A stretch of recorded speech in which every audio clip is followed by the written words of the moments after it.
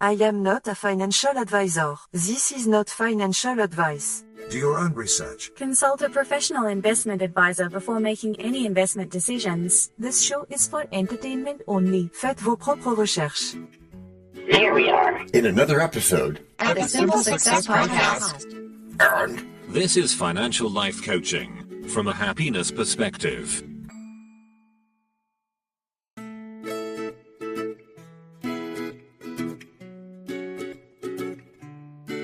Previously on Simple Success. He says in his book, Stillness is the Key.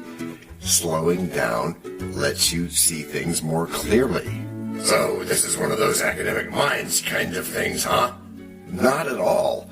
I mean, it is, but it's more than that. And now, just like with a previously on thing on TV, we take you directly to this week's episode. Anything is possible. Welcome, friends. Today, we're turning pens into profits. Journaling our wins with contagious enthusiasm. GG reporting for doodle duty. My handwriting looks like a squirrel's stock chart, but let's groove anyway. Perfect, DT. The goal is clarity, not calligraphy, at least not yet. That author Ryan Holiday we've been talking about, he calls it a reset button. Write, breathe, notice. Yeah, thanks for noticing. So my first entry is, Dear Diary, I didn't panic today. Boom! Achievement unlocked. And that's an achievement worth celebrating because it trains attention and reduces that darnal behavior gap thing. Confession. What? I once bought a meme stock because a barista winked. We need safeguards. Enter the humble notebook where you map an action plan before tapping buy. It's hilarious how much chaos a pen prevents. Speaking of reminding folks, can we bring in our melody of meaning now? Great cue, DT. Hey, Jessica, please remind our listeners what guides the show. Financial life coaching from a happiness perspective. A tagline so fresh, it should come with confetti and a coupon for calm. Yes, but you digress. Let's get back to those journaling pages. In fact, let's journal 3 beats. Intent, process, and lesson. Short, punchy, repeatable. Okay, everybody. My intent today, eat fewer fries, buy fewer fears. And your process? Open notebook before opening apps. If it's not in the journal, it's not in my cart. Ooh, good one. Lesson? The lesson is that pauses make profits. And jokes make those pauses fun. Beautiful. Now, let's spike the learning with links our listeners can explore. Mindful spending, budgeting, and credit score basics. Yeah, okay. We'll put those right in the show notes and my notebook. DT loves a good hyperlink parade. And journaling also helps you choose vehicles. Index funds for simplicity, dollar cost averaging for rhythm, and patient horizons for sanity. Starting small. I'll doodle a tortoise passing a jet. Slow and composed. Beats noisy and exposed. Spot on, DT. Journaling slows time so your thinking can catch up. Okay, and what about heroes? Can I paste a picture of Warren Buffett for inspiration? Sure, if it nudges you toward wise investing instead of hero worship. Keep notes on what you understand, not just what's trending. Copy that. DT's journal, page 2. List my wins, even the tiny ones, and tally my return on investment. Yes, small wins power momentum, and momentum is what you need to form habits. Track the habit streaks that build wealth brick by brick. Okay, I'm also adding a facepalm column for impulse buys. Comedy plus accountability is the chef's kiss. Oh, okay. At least for me. And for me, a reflection box.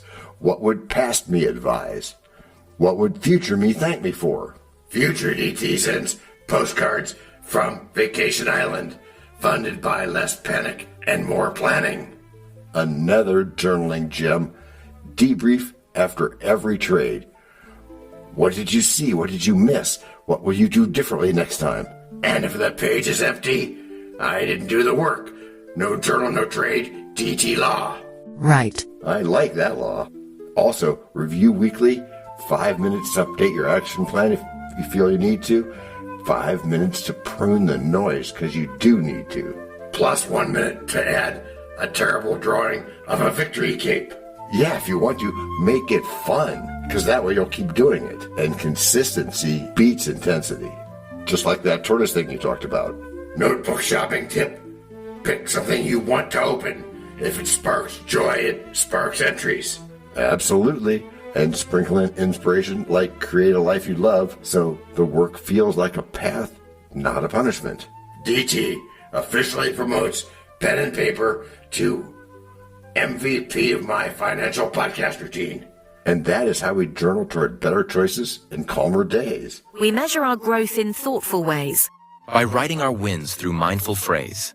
Each note we pen, a compass that sways, guiding our wealth through uncertain maze. When wisdom and patience work till done. Our best investment is Break number 1. I'm not trying to make doubting Thomases out of you all. Yet you cannot tell a lie. Hey, George Washington is nigh? Obviously not. Nor is it time for the rhyme. But it is time for something. It is? Yes, it is. It's time to learn. Learn about what? Why, DT, it's time to learn about a sponsor. You know, what they make, what they do. Before we even get to act number 2? Well, yes, indeed, my friend. As our editor knows. This is the place where your message goes. We can plug it right in to the story we tell so that no one fast forwards. Except from your well. We can build it ourselves with approval from you. Taking action will do it. not bragging. It's true. Starting something instead and taking action, as you just said. Based on your beliefs. Yeah, but still not just knowing, but also doing. And as I've been saying about goals. No, sorry. Getting what you want without limiting the rights of others. That's correct, Matthew. Or yucking their yum, as is said. But still, it has to be... Based on your beliefs. Which are that, in Act 2, we take our ink-stained wisdom to new financial heights. Heights? And by heights, I mean I'll finally understand my budget without a parachute. Cool, but make it simpler. Yes, Kevin.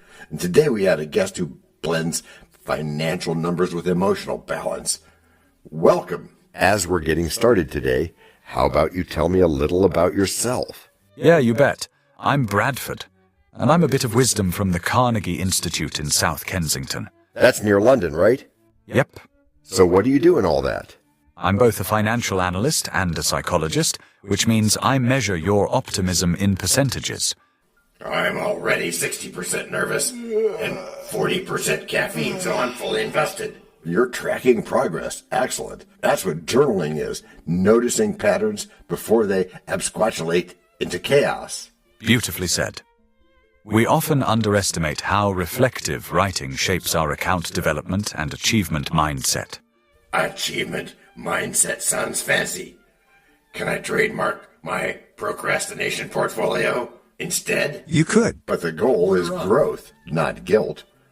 Journaling helps you see the behavior gap between what you think and what you do. Ryan Holiday wrote in Stillness is the Key that writing daily is like meditation in ink, an action plan for clarity. Meditation in ink? Mine looks more like therapy with smudges. But that's still progress. Your handwriting is proof that you're human, not a spreadsheet. Even Albert Einstein journaled ideas before they turned into breakthroughs. Einstein? So if I journal about interest rates, do I become Warren Buffett?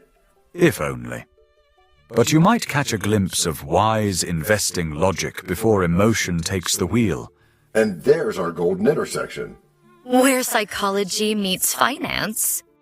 And that's where wealth really starts. So this is less about physical math and more about mental math. Counting thoughts, not just dollars. Thy perception is astounding, DT.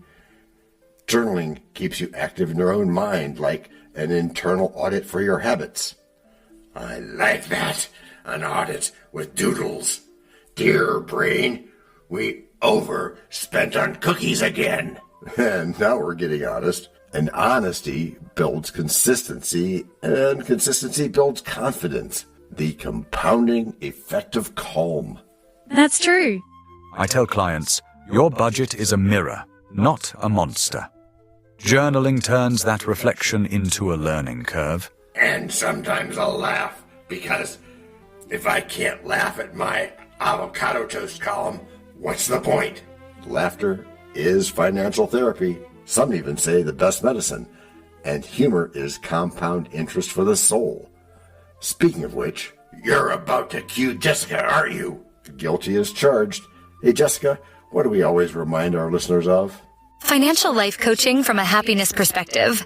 That tagline sparkles brighter than my emergency fund after payday. I love that. It's not about punishment, but empowerment. Even budgeting can feel like celebration when you write with gratitude. Oh, and that's a perfect segue. Journaling is gratitude with a business plan. It's structured serenity. Structured serenity. DG approves. I'm framing that next to my keep calm and balance sheets mug. Ah, my cavernous echo of somnambulance approves. Another great journaling idea, record 1 win per day, even if it's just brewing coffee before checking your stocks. It's about mindfulness. Order up. When you connect coffee, confidence, and compounding, you create a habit loop of progress. So you're saying I can turn caffeine jitters into cash flow wisdom? I'm in. Absolutely. And add a gratitude note for every cup and watch your wealth grow one line at a time. And if you ever forget why you started, flip back. Your journal is your personalized investment portfolio of patience. Talk about deep learning. Yeah, that is deep. I might even start color-coding my emotions. Red for panic, green for calm. Whatever works. Just don't use invisible ink, DT. The goal is reflection, not mystery novels. Too late there. My grocery budget already reads like a plot twist. And yet here you are, reflective, humorous, and learning. That's the power of journaling done right. Well said. So listeners, remember your pen is cheaper than therapy and mightier than fear. As long as we write our thoughts to make them clear. Each note revealing what we hold dear. Through market's noise, we choose to steer toward calm reflection that keeps us near. That's it. In journaling's quiet, our insight grew since deep thinking wraps around. Break number 2. We know a lot about you already because we know ourselves. For example, we know that you know how to listen to our podcast. We also know that you probably know how to subscribe. So as soon as you're done with that, tell us your story. We have ways you can contact us. It involves a special link where you can leave us a message. We may have an email address for you as well in the future, and we'll let you know if that happens. The reason for subscribing? I thought you'd never ask. When you subscribe, you automatically download all future episodes of that podcast. It just happens in your player without you having to go search again. How cool is that? This means better rankings for the podcast, more attention from advertisers, and more money. And this means more and better stuff for you. So your motivation is simple and easy. Subscribe today, whatever app and from whatever place you like. And don't just try to subscribe. There is no try. There is only do. We're changing the way we look at things. And remember, that's good. Eso es buenísimo. Also remember, this is financial life coaching from a happiness perspective. Coaching happiness. Our call to action is right in the show notes. Find it and you win too. Can I simple that? Por supuesto. Of course. Just simple it. Please make sure your seat belts are fastened and your tray tables are in their upright position. And make sure simple is a verb like Google is a verb. 我们回来了. That's we are back. Before we go today, let's have a quick thank you to all our emotional support voices. Thank you for having us. Yeah, thanks guys. Yeah, specifically, welcome back everyone. Our pens are still moving, our pages are still glowing, but our coffee cups are suspiciously empty. No, I've refilled mine 3 times. My journaling hand has caffeine-powered superpowers now. Ha, ha, ha. That was a funny joke there. Yeah, it was, which puts you at least halfway to greatness. Remember, this isn't just writing, it's a daily action plan for building confidence. Speaking of plans, I started a DT Wins page in my notebook. Entry 1 didn't dip squatchly from my financial goals this week. There's that word again.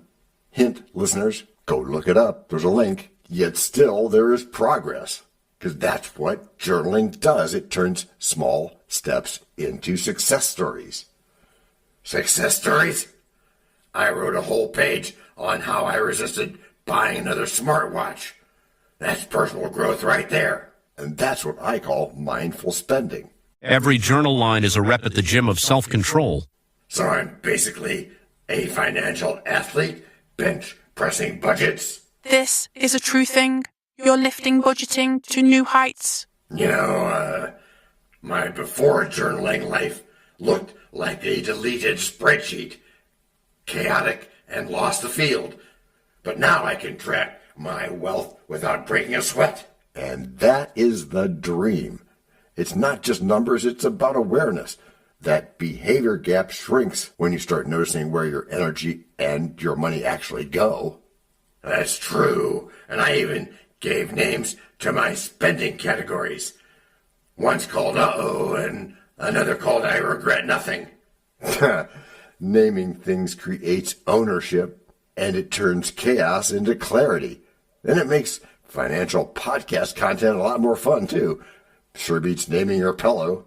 Maybe we should start a spin-off show. DT's Diary of Dubious Investments. Oh, that's a possible MSI there. But only if we link it with wise investing, so listeners don't follow you into the emotional roller coaster fund or something. Hey, my roller coaster fund has great entertainment value. And your journal proves it. Yeah, it does. And remember your first entry about your emergency fund? Yep. It said, "Dear future me, try not to panic when the toaster breaks again." Beautifully put, DT. That's practical wealth building, one honest reflection at a time.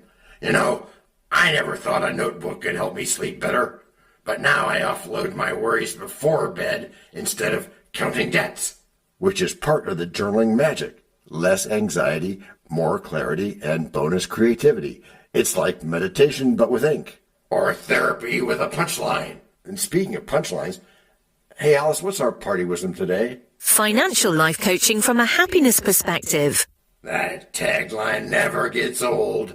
It's my new screensaver, right next to my investment tracker. Perfect placement there, DT.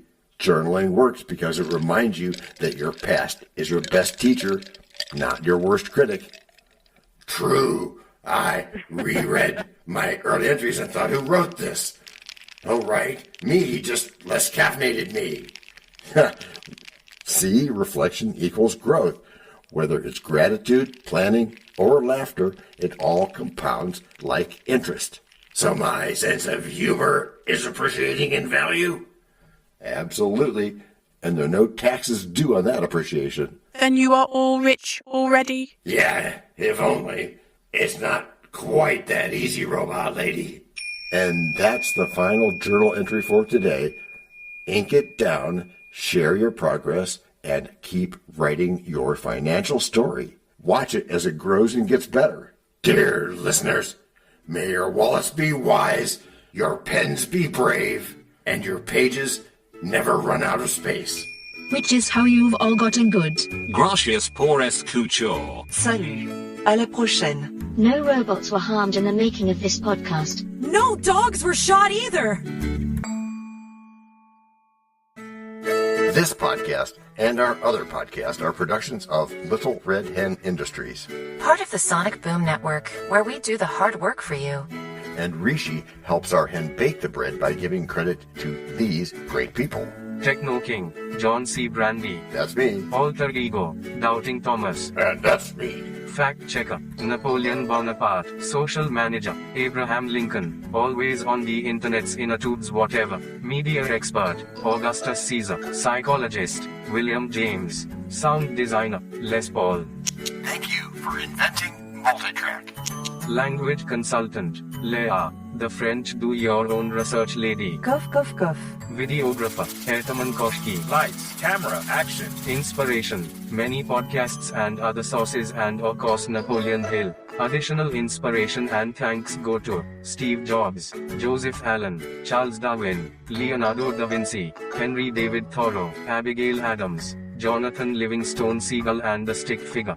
Quick disclaimer here. Many sentences contained in our podcasts are of a very dangerous length and were performed by highly trained vocal practitioners. On no account should inexperienced life forms attempt to imitate them without proper medical, jaw, and lung supervision. And before we forget, you can also subscribe to both podcasts, join the community, and benefit from many of our techniques, including financial advice, patience, practice, and even podcast production for your ideas. Of course, you'll have to head to the show notes, either on your phone or on the web, to get the links and stuff, and all those clickable links are in the show notes. Hey, Emma, do you, Samantha, and Daniel want to tell us a bit more about this stuff? Sure.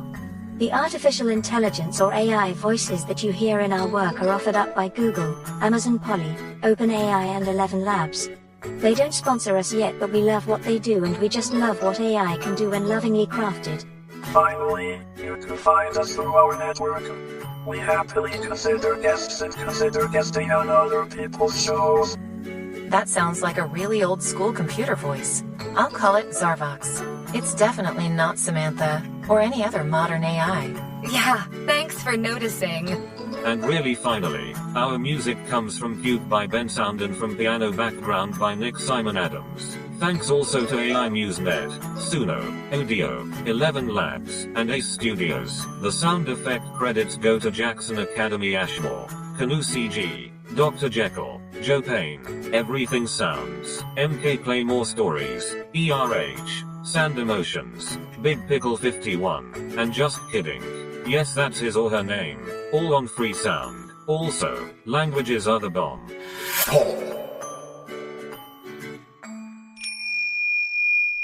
This is the best podcast I have ever heard.